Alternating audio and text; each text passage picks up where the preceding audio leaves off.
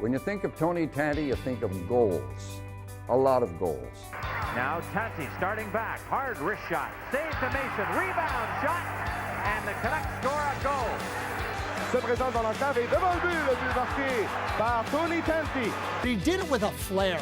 He had an exciting quality to his game. He could skate, he could beat defenders. He had a really good shot. And when the puck ended up on his stick, he was that player that could immediately threaten a goaltender. Goal scorers are always, they have to want to score, and I don't think there's very many players that wore a Canuck uniform that wanted to score more than Tony Tanti. And he's doing exactly what he was asked to do. He did it in a very accomplished fashion, and he did it in a very exciting way. And as a fan of the Vancouver Canucks, you knew that when he got out on the ice, the chances of him scoring were very, very good.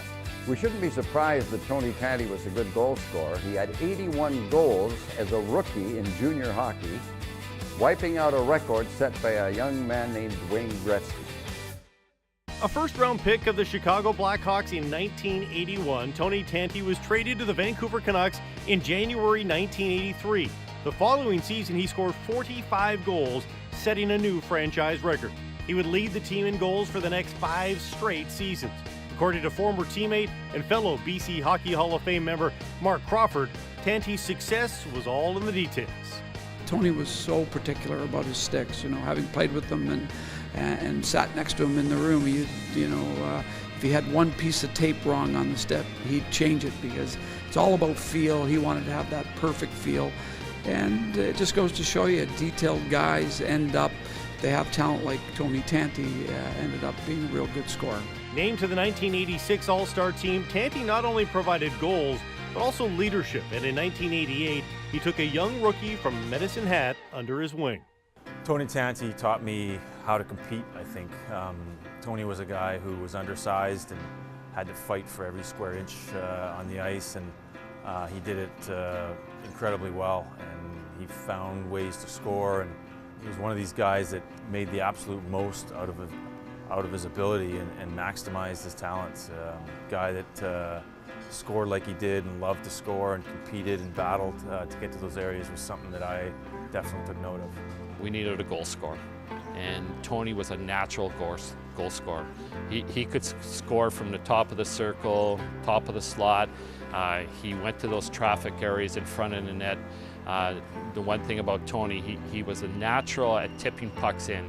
He could pick pucks off through the air, shots from the defenseman. He was a natural doing that way. So it was a pure natural goal scorer, Tony Tanti.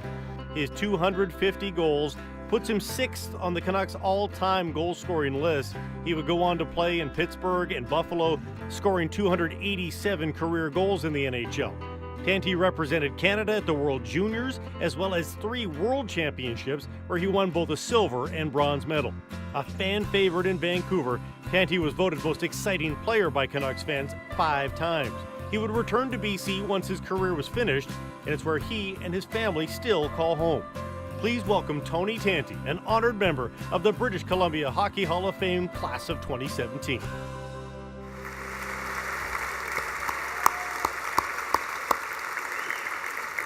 And would Jack McElhargy please come forward for the presentation?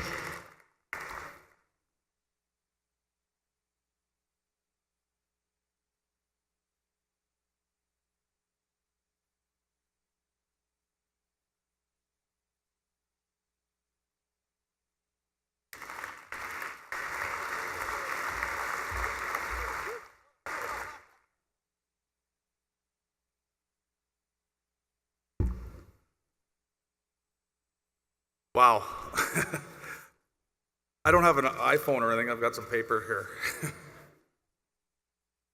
Well, first of all, I'd like to thank the BC Hockey Hall of Fame Committee. This is a much bigger event than I ever imagined. But I'm not used to being up here, but I'm going to give it my best shot. First of all, I'd like to thank the other inductees. Not thank the other inductees. Say thank, say congratulate the other inductees. Thomas, Brad, Ron, Dave, John, and the 1996-97 Powell River Regals. and Gary Lupel.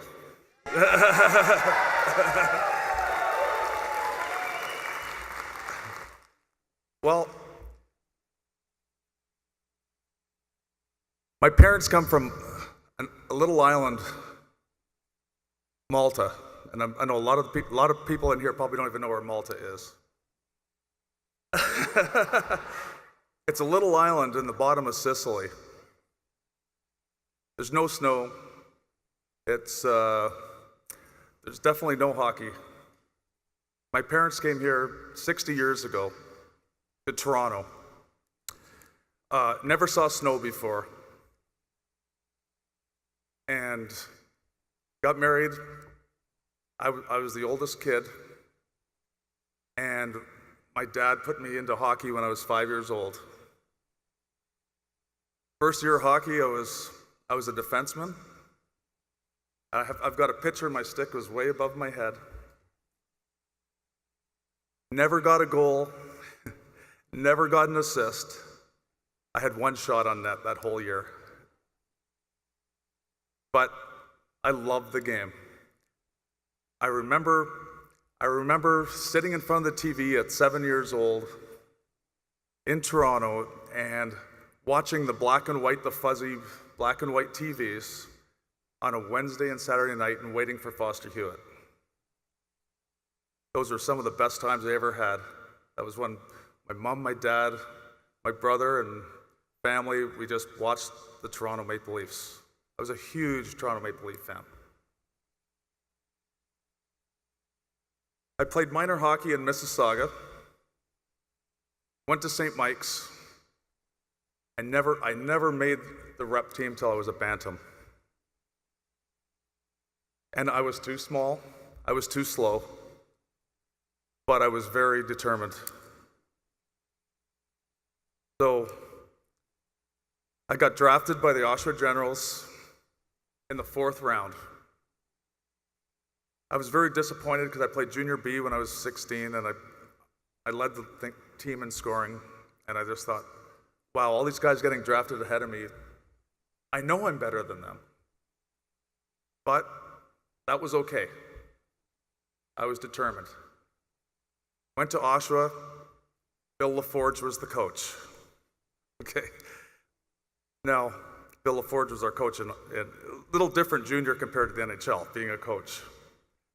So I go to junior. We've got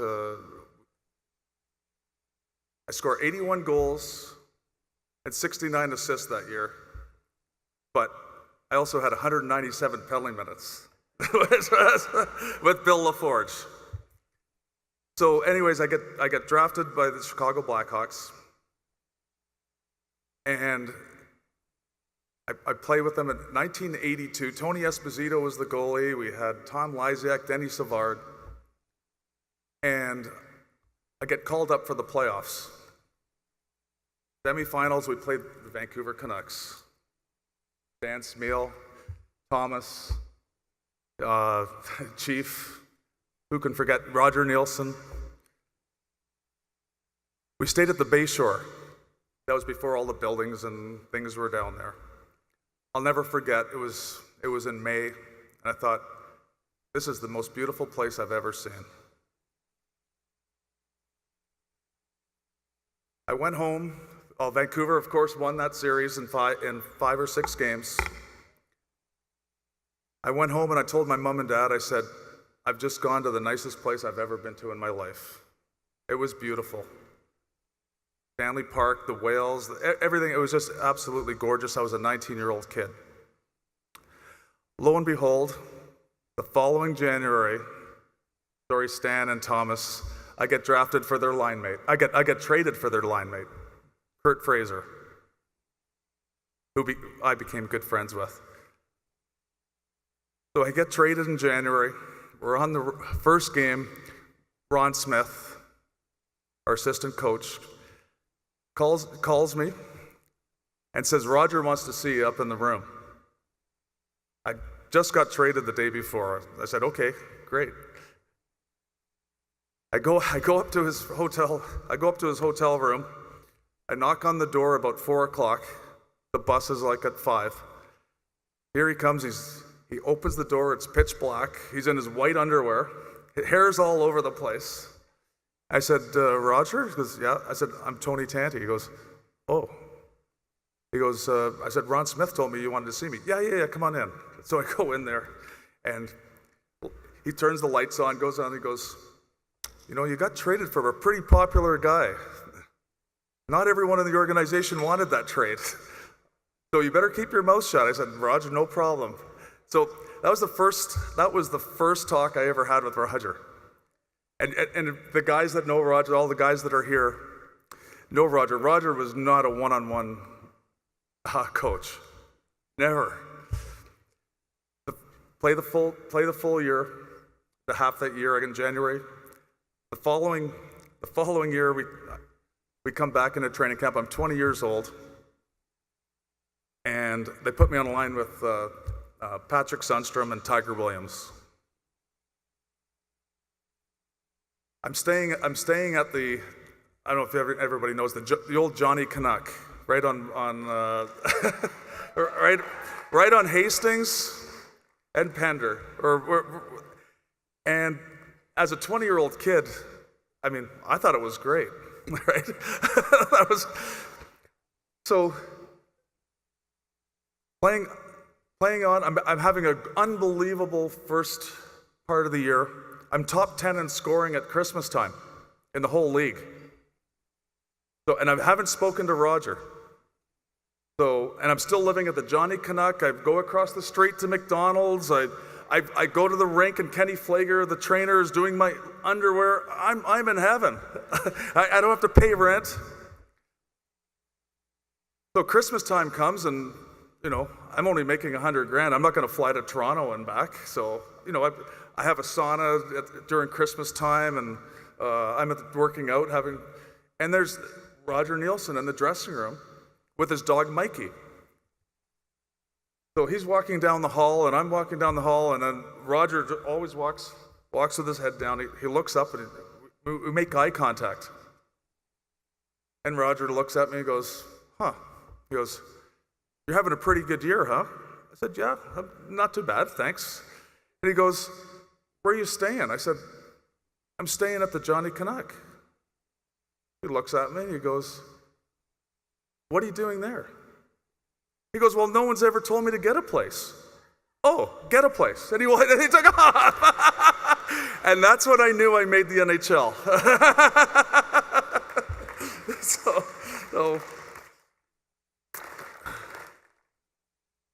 But, you know, I've been very fortunate to have some great trainers. Patty O'Neill's in here, Kenny Flager, Larry Ashley, you know, Jerry Dean. I've had some great coaches, Roger Nielsen, Tom Watt, John Muckler. I've had Badger Bob Johnson, who's great. And I've had some great players. Steamer, you know, when Steamer taught me a lot. He's not the fastest or most sort of like me, short. But Stan's heart didn't matter how big the other guy was. He was always there, and he taught me a lot, and he's just such a great guy on and off the ice. You know, and part of this whole, this is so much bigger than I thought being here, and you know, just like everyone else has said, and it's amazing. I think I'm probably going to be coming back year after year now that I know what this is all about. I'm all over the place here, but I'd like to, you know, some people I'd like to thank, really say hi to, are my in-laws. My mother-in-law, Joan Stokes, is here. Rick and Debbie, Cam Stokes, people from Calgary here in Suki, and my kids. I'd like to, my son Taylor, who's turning 24. He's a great kid with a bright future. My daughter Tessa, who's turning 28 in a couple of months. I love you both. And Dad's very proud of you both. And, of course, to my wife, Christina Tanti. I met my wife in 1983 when I first got traded here. Like I said, I was living at the Johnny Canuck.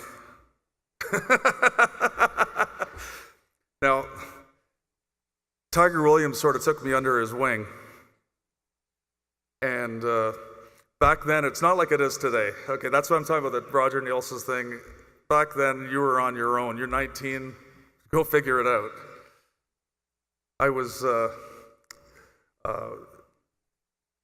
Larry's Sports Shop in North Vancouver used to do all the, Kenny Flager used to do all the gloves, and we used to, now you just get a new glove. Back then they used to stitch. If there was a rip there, you'd take it stitched. So Tiger goes, Tony, come with me. I'm going to go to Larry's, hand my gloves in and get my shin pads or shoulder pads fixed. I said, okay. I didn't do anything. I was at the Johnny Canuck by myself. So I'm in there, and we go in there, and I said, wow, there's a good-looking girl behind the counter there. And so I asked Tiger, I said, who's the good-looking girl back there? And Tiger says, oh, that's just Chrissy. I said, okay. Well, little did I know, we go to, I took her to a movie, Man, Woman, and Child. We went to Denny's that night and talked all night. And 29 years of marriage later and 34 years together, I would do it all over again. But in closing, this is such an honor. I'm just absolutely in awe. And I want to thank all the fans, all the people in Berkey, everybody that I've come through with, because you can't thank everybody. But this is such a game, and for me to, as a little kid, live my dream. And everyone says, oh, don't you wish you were making all the money that the guys do today? It doesn't matter. I lived my dream. And not very many people can say that. And I wouldn't change it. I wouldn't change the aches and the pains that I have today. I wouldn't change anything. I'm just a very lucky man. Thank you.